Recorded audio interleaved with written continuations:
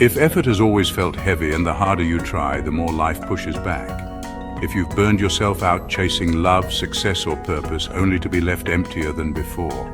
If people call you lazy when your soul is simply exhausted from fighting a world that never made sense.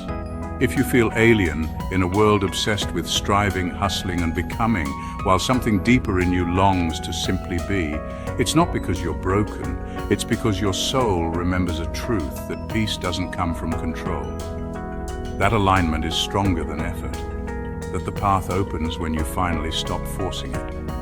You're not failing, you're already learning to trust what most people spend lifetimes trying to overpower. The backward law that frees you when you stop chasing and start allowing. How can I accomplish my deepest desires? Most people have been taught from childhood that success comes from effort, discipline, and relentless striving. However, hidden within ancient texts, guarded by mystical traditions and confirmed by the observations of modern psychology, lies a paradox that few dare to embrace. The harder you try, the more you push away what you seek. This is known as the paradox of effort, and understanding it is the first gateway to mastering the backward law. To begin, let us first consider what happens when a person wants something intensely. Whether it is the desire for love, financial abundance, health, or spiritual enlightenment, the energy of strong wanting creates a powerful emotional charge. This emotional charge, while natural, often becomes infused with anxiety, fear of failure, impatience, and mental tension. Psychologically, when the mind becomes obsessed with attaining a specific outcome, it creates a phenomenon known as performance anxiety. Instead of sharpening one's abilities, this anxiety clouds judgment, tightens the body, disturbs the breathing, and short-circuits intuition. In striving to win, one unintentionally makes winning more difficult. The British philosopher Alan Watts, who spent decades interpreting Zen Buddhism for Western audiences, explained this with stunning clarity. He observed that when people pursue happiness directly, they become miserable because the act of pursuing highlights the lack of happiness.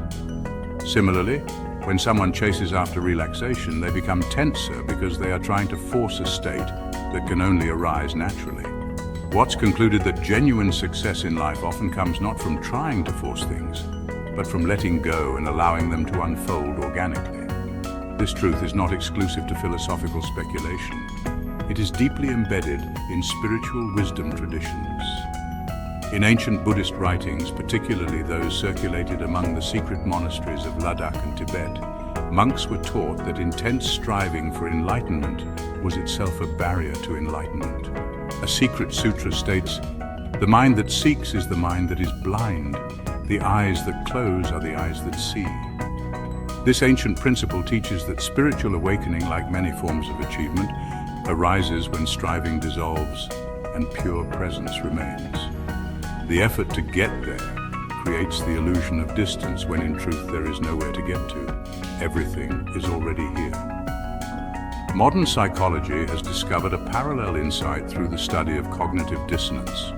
When a person holds a strong desire for something while simultaneously experiencing the fear of not attaining it, the brain enters a stressful state of contradiction.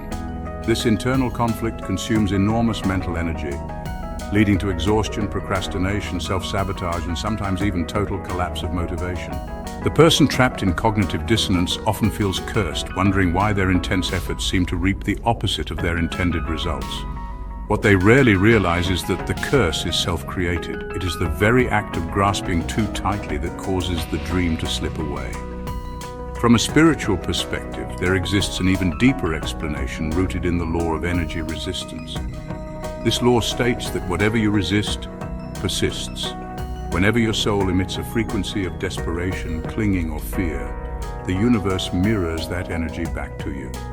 Thus, the more you vibrate in the energy of "I must have this or else I suffer," the more the universe conspires to keep you suffering. It is not punishment. It is resonance. Energy attracts energy of its kind. You are not denied because you are unworthy. You are denied because your vibration is broadcasting lack, and the universe is bound by ancient principles to return to you what you are broadcasting. The secret wisdom hidden in forbidden scrolls of the Essenes, ancient mystics who lived during the time of Christ, reveals an even more mystical view. They taught that desire, when inflamed by personal will, acts like a raging fire, consuming the soul's clarity and distorting the vision. However, when desire is cooled by trust and patience, it transforms into magnetic attraction, drawing the desired outcome naturally toward the seeker. In one of their surviving fragments, it is written, "He who drinks from the cup of striving shall thirst forever. He who waits upon the waters of life shall find his thirst quenched before he asks." Thus, the deeper we look into psychology, philosophy, and spirituality, the more we discover a single immortal truth.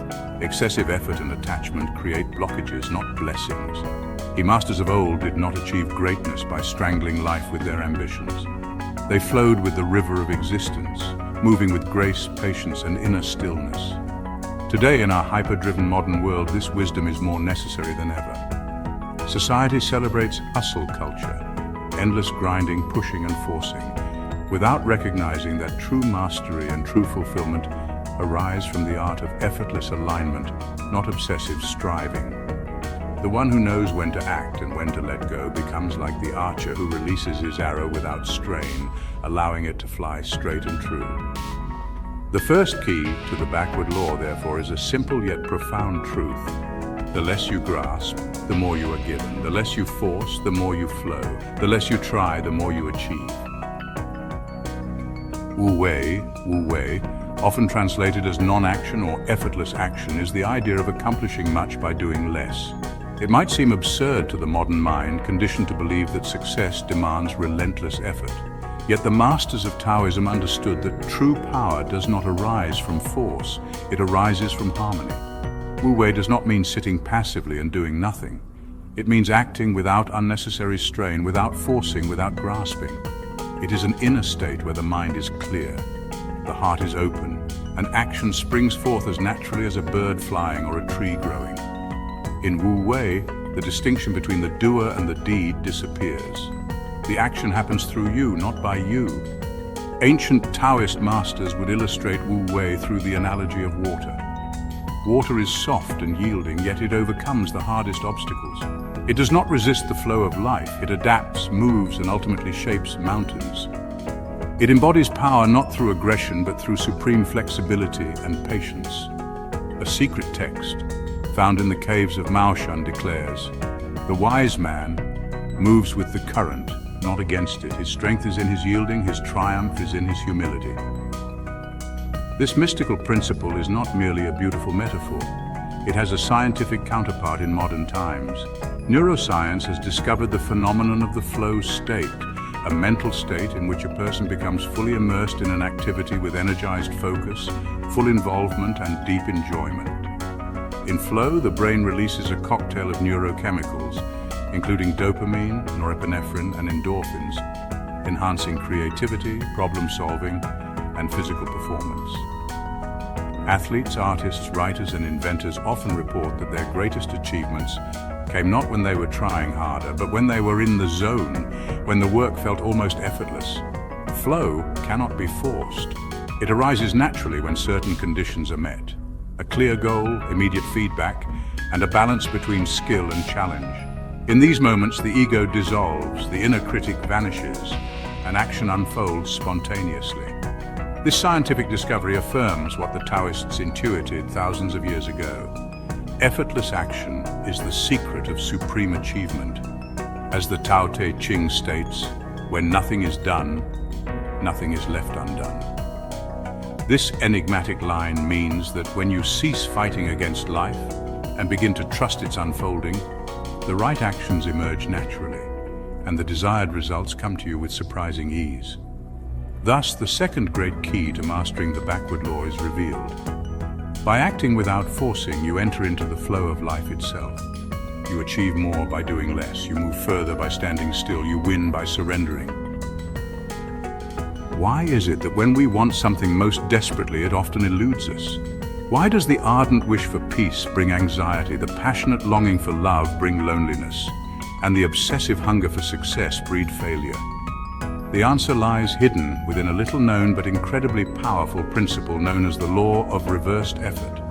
First articulated in the modern era by the French psychologist Émile Coué, and later expanded upon by thinkers such as Aldous Huxley. This law states simply the harder you consciously try to do something, the less likely you are to succeed, especially when emotions are involved. In psychological terms, human beings possess both a conscious mind and a subconscious mind. The conscious mind operates through willpower, intention, and focused effort. It says, "I will make this happen." However, the subconscious mind governs the vast majority of our behaviors, emotions, and physiological responses, and it does not respond well to force. Instead, it responds to imagery, belief, and feeling. When a person tries to impose their conscious will against a strong undercurrent of subconscious doubt, fear, or resistance, an inner battle is created. The more the conscious mind says, "I must relax," the more the subconscious mind hears, "I am not relaxed," and it reacts accordingly. Thus, the very effort to relax produces tension. The attempt to fall asleep produces wakefulness. The command to be confident triggers insecurity. The subconscious interprets the very effort as proof that the desired state is absent, and thus it reinforces that absence. Rumi says, "Try not to resist the changes that come your way. Instead, let life live through you." The law of reversed effort reveals why so many spiritual practices emphasize letting go rather than holding on, surrender rather than conquest, being rather than doing. The moment you stop demanding from life, you create a space for life to offer you gifts freely. The moment you release your tight grip, you allow the river of existence to carry you to places beyond your imagination. Thus, the third great key to the backward law is revealed. Why releasing desperate desire? You remove inner opposition. In letting go of the fight, you make space for fulfillment to arise naturally. In ceasing to struggle, you step into your greatest power. At the heart of the world's deepest mystical teachings lies a hidden force known as surrender, not weakness, but the highest form of intelligence. True surrender is the merging of the individual soul with the universal intelligence that governs all things, the force that spins planets, grows forests, and beats hearts effortlessly. When disconnected from this intelligence, life feels like struggle.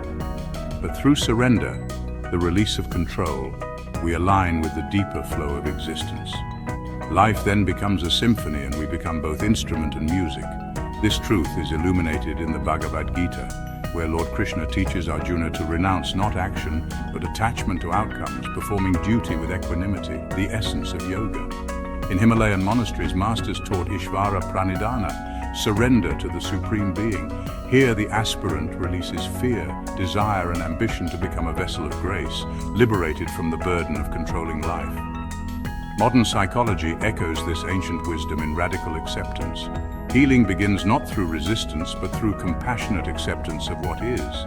Resistance binds, acceptance liberates. At a deeper level, surrender opens the door to miracles, unexpected blessings from the universe, far beyond anything willpower could force. In mystical Christianity, surrender to divine will is the path to grace, a power that heals and transforms beyond logic. As Meister Eckhart said, the soul must surrender itself entirely to God, and then it becomes God. Surrender isn't poetic idealism, it is metaphysical law. It moves you from ego to infinite consciousness, from fear to inspiration, from struggle to renewal. True power lies not in control, which was always an illusion, but in union with Source. When surrender is complete, life begins to cooperate. Doors open, allies arrive, intuitive insights flash, and even great challenges dissolve in divine timing. This is not childish magic, but the natural order finally flowing through an open soul. Thus, the fourth great key to the backward law is revealed. By surrendering your small will to the greater will, you unlock access to a field of intelligence, love, and power that far surpasses anything your mind could have imagined. In giving up the illusion of control, you gain the freedom to live a life of grace, flow, and true fulfillment. At the final stage of the spiritual path, beyond striving and surrender, lies the art of non-resistance. Not a method, but a state of being. When mastered, struggle ends and life becomes an ally. Resistance is the inner no to what is. Tension, judgment, fear, born of the ego's illusion that life must conform to its desires, it feeds and strengthens suffering. Like a Chinese finger trap, the more you resist, the more you are bound. Non-resistance is not defeat, but powerful allowing, meeting the moment without grasping or pushing away. It is alert surrender, a deep inner yes, trusting that each experience is part of a higher unseen order. Zen masters call this mushin, the mind without friction. The awakened one bows to joy and sorrow alike, recognizing both as expressions of the eternal. Similarly, Julian of Norwich saw through suffering to the deeper harmony beneath. All shall be well and all manner of things shall be well. Non-resistance does not mean inaction. It means acting from clarity, not compulsion. When the mind is still, right action flows like reflection from water, not reactive but true. In esoteric Egypt and Hermetic schools, initiates trained in inner balance, knowing only a soul free from resistance could channel higher forces. Even quantum physics suggests the observer shapes reality. Resistance breeds chaos. Acceptance brings coherence. The mystics were right. Your inner state shapes your world. Through non-resistance, you stop battling life and become its co-creator. Life begins to flow not because it changed, but because you did. The final luminous key to the backward law is thus revealed. By ceasing to resist life, you allow life to bless you. By embracing every moment with an open heart, you turn every challenge into a portal for growth, every sorrow into a doorway to joy, and every loss into a greater gain. You realize that life was never your enemy. It was always your secret ally, waiting for you to say yes.